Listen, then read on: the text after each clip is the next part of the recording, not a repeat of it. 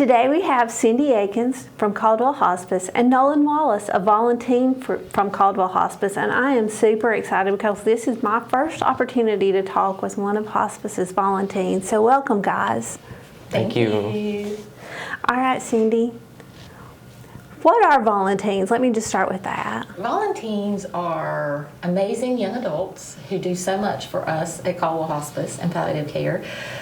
They bring so much energy and joy, not only to our patients and to our families, but to our staff. We actually had VolunTEENs begin back in 2005, so it's been about 16 years now. And we decided that we have volunteers serving, why not have VolunTEENs serve? So they just bring so much energy, and we can call on a VolunTEEN and they're there. We'll talk about this more when I know Nolan will get to talking, but again, just the presence of the youthfulness of VolunTEENs in our organization and on our units, on the grounds, it just brings so much joy and so much happiness. So we're really fortunate to have our VolunTEENs. Nolan, how long have you been a VolunTEEN? I have been a VolunTEEN for 3 years now. And you started in the 8th grade, right? Yes, at the very end. The very end of the 8th grade year. So what have you done as a VolunTEEN over the past 3 years? I've done a lot of hands-on work with the patients. I like to sit with the patients and hear their stories of when they were young. Those are really interesting. I like those. And during this pandemic, we haven't been able to do a lot, but I've been at the reception desk at 4 Lines, the Hudson unit, and I've been greeting people and checking them in and making sure they get to the right places. And we've been doing poster parades around certain nursing homes so the patients can see us and hopefully smile a little bit in these hard times. Why did you decide to be a VolunTEEN? Well, I decided to be a VolunTEEN because I was interested in the medical field, and hospice was a great place to start. And I just wanted to help people smile a little and and help out in any way I can. So Cindy, I'm going to throw it back to you. How does someone become a VolunTEEN?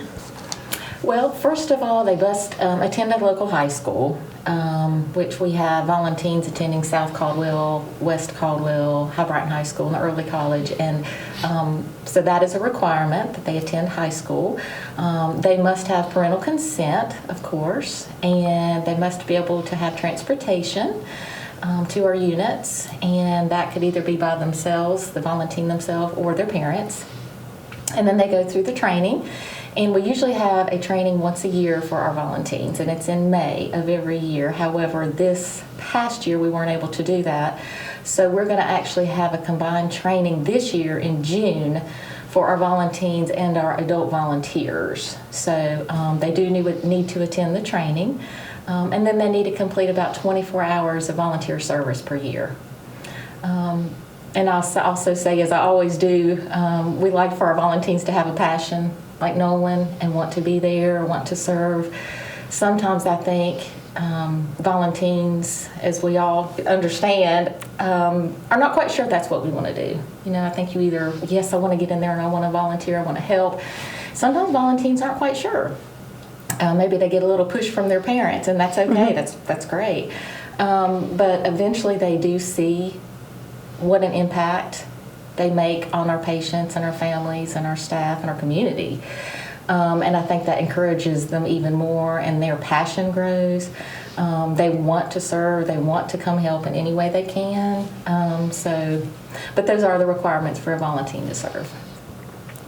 Nolan, you talked about all the different things you've done, but you mentioned you've sat with patients and you've interviewed some of those patients. What have you learned from doing that? Well, I've learned a lot. I've sat down and interviewed one of the patients who was a World War II vet, and I learned a lot. It takes determination to get through life, and just a lot of life skills that one of the patients told me, you need life skills to live, not necessarily an education to live. And that really, pushed me to understand, grades are important, but they're not everything. They don't define you. And you really need those people skills. You need life skills. You need to also know how to do other things besides make an A on a math test. And so certain things like that. And I also understand that you've done things like move furniture and, just kind of jumping wherever you can, wherever needed. Yeah. During the pandemic, we had to move some furniture at the Kirkwood unit, the Lenore unit. So I was there to help move all that out and help tidy up the outside, break some leaves, and make sure it looked nice throughout the whole year. So. Now, some of the things, like visiting with the patient, you do one-on-one, just you and the patient, I would guess. But there are other things that you do as a group, right? Mm-hmm. Yeah. Me and some of the other VolunTEENs, we did the poster parades around, and we also, for the patient who's a World War II vet, we threw him a 102nd birthday, and some of the other VolunTEENs made some posters, and we held them up and made him a really nice birthday. So, because that's a very big milestone. I would say yes. That one's a big one. Once you get to 100, I think all your birthdays are big. But maybe we should say all birthdays are big. Right. You've also baked cookies. Why did you bake cookies at Kirkwood, Nolan? Well, the patients love cookies, and also the staff love cookies. So I liked to bake cookies not only for the patients, but make the staff smile some and take a load off for a little bit and enjoy a nice cookie. Okay. What would you say to other students about becoming a VolunTEEN? I would say that it really helps your life. I've noticed since I volunteer that it makes me happy.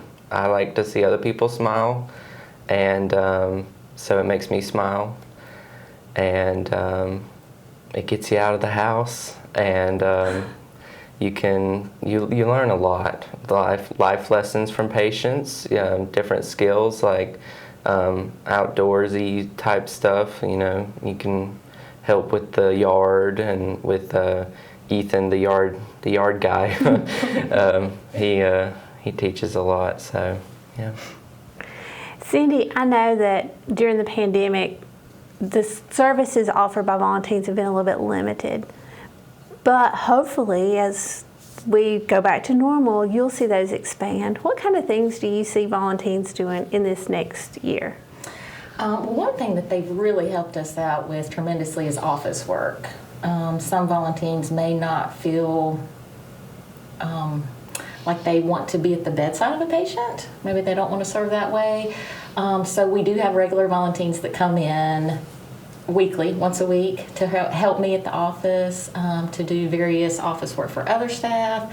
They make what's called Music Matters CDs. I really rely on our VolunTEENs to do that. That's something that is technological that sometimes I'm just not really great at. So they actually make our CDs in my office for our patients.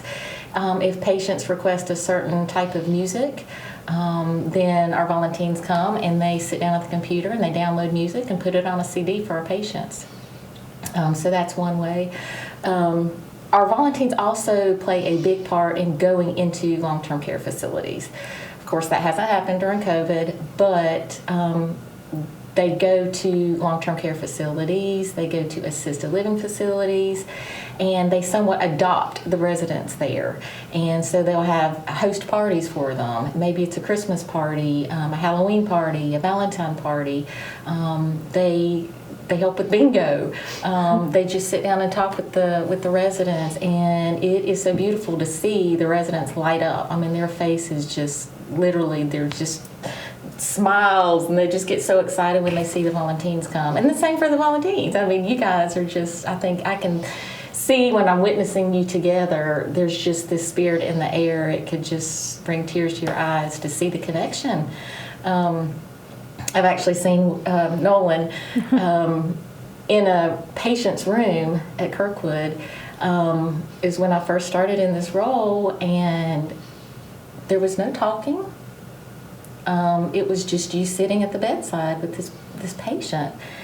And it was just the sweetest thing ever. There doesn't have to be talking. As we've always told our volunteers and VolunTEENs, it's just your presence there weighs so much and means so much. So I'll never forget that, because I was like, he's got a way with these patients.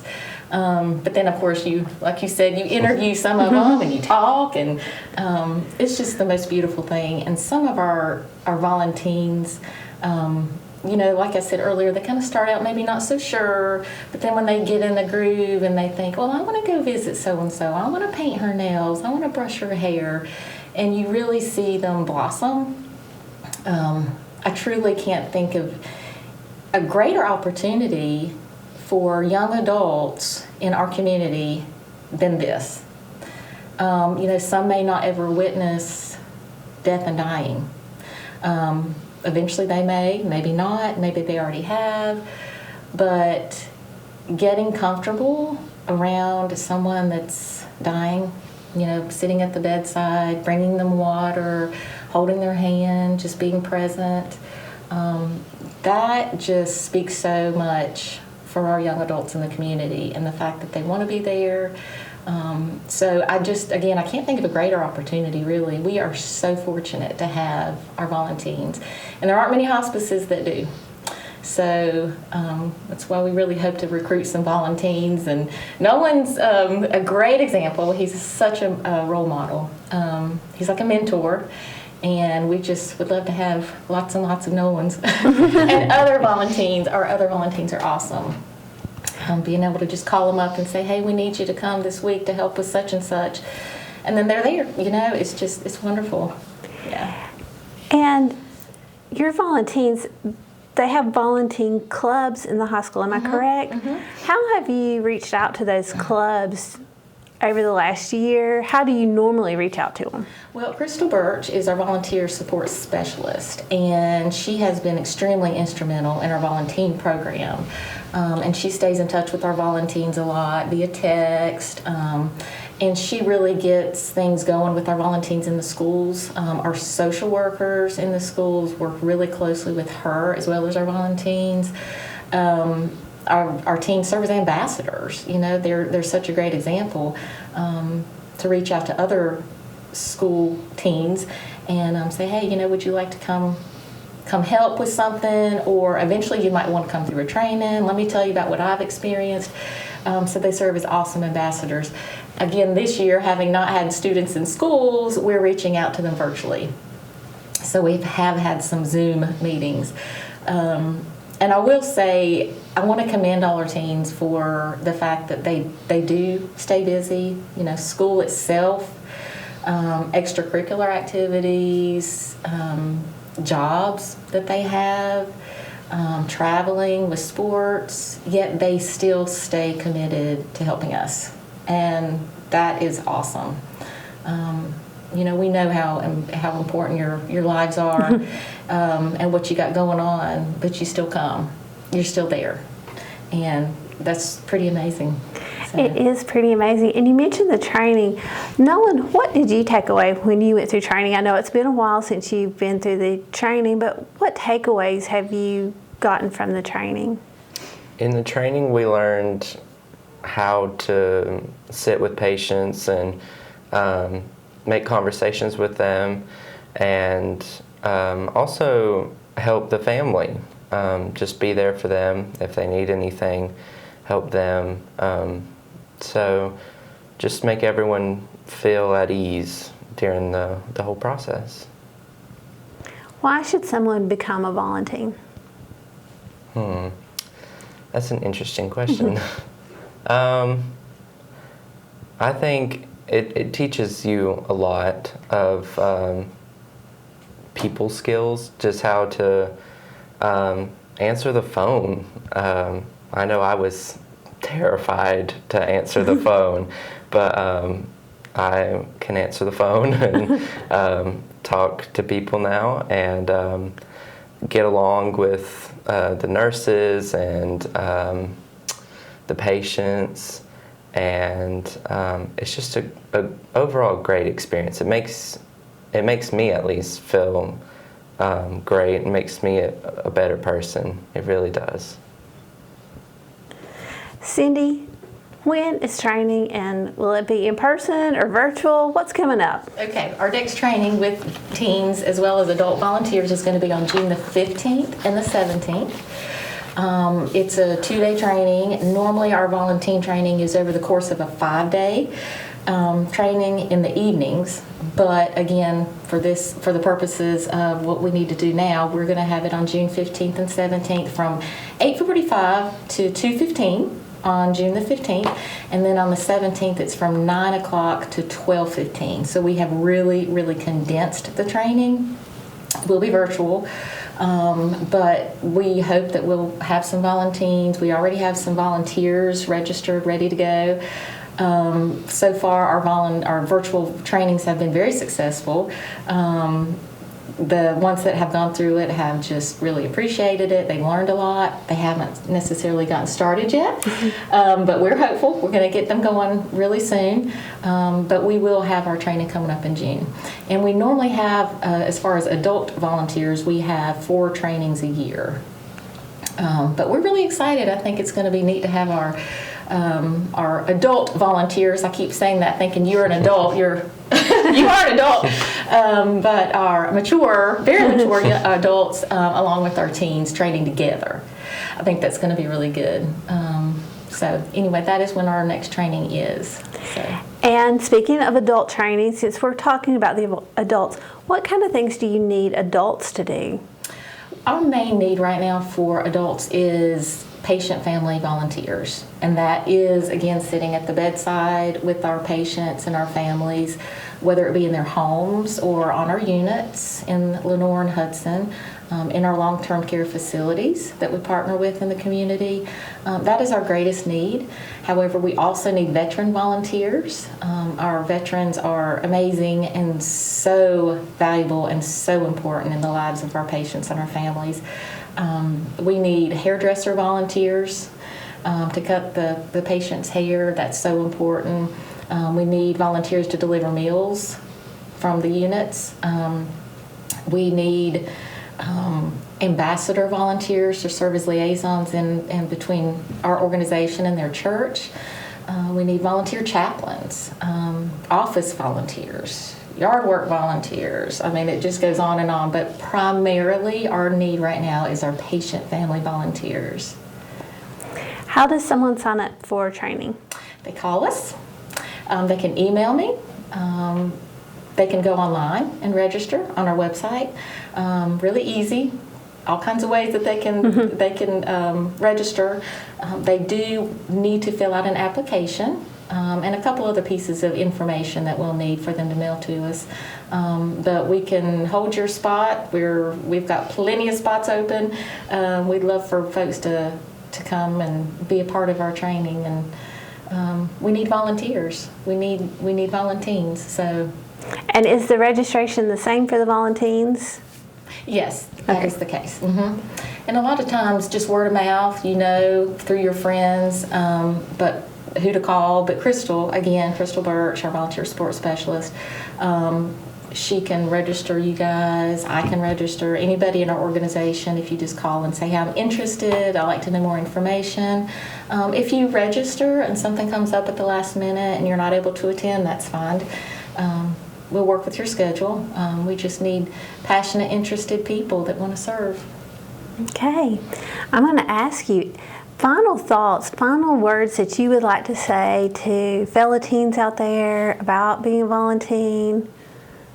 I would just say, if you are interested, call Hospice or sign up, because it is a really good experience. And yeah. Okay.